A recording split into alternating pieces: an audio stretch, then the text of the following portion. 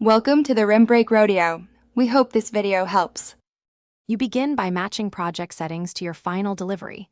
This avoids scale or timing issues later. Once done, import and quickly organize clips into named bins so you can find layers fast. Create a new sequence that matches your main footage, then drag a short clip onto the timeline to establish scale. Make sure to enable snapping for precise placement and apply a simple motion preset to a test clip so you can preview how keyframes will behave. Now you build the movement.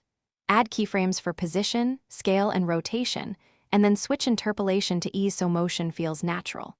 Once keyframes are placed, open the graph editor to soften acceleration and create pleasing speed ramps. This controls how movement starts and stops. If elements overlap, nest compositions or parent layers to keep transforms organized. Use masks or mats to limit visible motion and add motion blur for realism. These refinements sell the animation and reduce mechanical feel.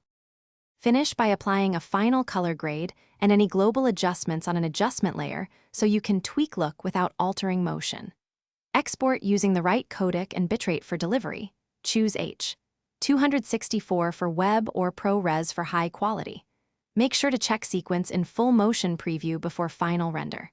If playback stutters or frames drop, clear cache and previews, then re-render only problem sections. This fixes most corrupted preview and export artifacts quickly. Thanks for watching. Consider subscribing if we helped you.